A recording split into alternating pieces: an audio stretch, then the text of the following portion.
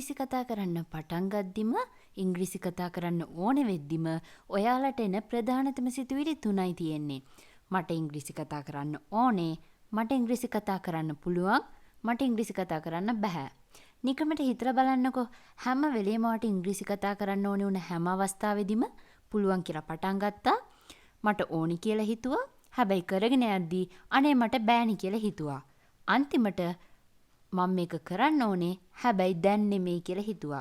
මේ විදිහට දෙතුන් පාරක්ම try කරලා ඉංග්‍රීසි කතා කරන වැඩේ අතාරපු කෙනෙක් නම් ඔන්න අද මේ වීඩියෝ එකෙන් මම කියලා දෙනවා කොහොමද මේ වැඩේ හරියටම පටන් ගන්න කියලා. මට පුළුවන් කියලා හිතලා පටන් ගන්නෙ නැතුව මම උත්සාහ කරලා බලනවා කියලා හිතලා පටන් ගන්න. මම මෙහෙම කිව්වහම ඔයාලට පුදුම හිතෙයි. මොකද අපි කරන්න බැරි වැඩක් පටන් ගද්දි මට පුළුවන් කියලා හිතලානේ පටන් ගන්නෙ. හැබැයි මම උත්සාහ කරලා බලනවා කියලා හිතලා පටන් ගද්දි ඔයාලගේ ඔළුවට එන පීඩනය අඩු වෙනවා. අන්න ඒක නිසයි මම මේ දේ කියන්නේ. චුට්ටක් උත්සාහ කරලා බලමු කියලා හිතලා මේ වැඩේ හරියට පටන් ගන්න. කරගෙන යද්දි ඔයාලට මාසෙ හිතිලා මේ වැඩේ අතාරින්නේ නැතුව ඔයාලා කරන්න බලනවා. ඔන්න ඊට පස්සේ ඔව් මට පුළුවන් කියන හැඟීම ඔයාගේ හිතටම එයි. ඒත් අපි කොතනින්ද මේක ඉගෙන ගන්න පටන් ගන්නෙ? ඊළඟට ඔයාලට මතුවෙන ප්‍රශ්නය ඔන්න ඕකයි. ඔයාලට පොත්පත් වලින්ම ඉගෙන ගන්න ඕනි කියලා නියමයක් නැහැ. දැන් පොත්පත් පෙරලගෙන ඩික්ෂනරි පෙරලගෙන ඕක කරන්න ඔයාට අමාරුයි නම් වෙලාව නැත්තම් කරන්න තියෙන හොඳම දේ ඔයාගේ මේ අතේ තියෙන ෆෝන් එක යූස් කරලා ඔයාට පුළුවන් YouTube channel වල තියෙන වීඩියෝස් බලන්න, Google search කරලා බලන්න. එහෙමත් නැත්නම් නොයෙකුත් අලුත් ක්‍රම තියෙනවා.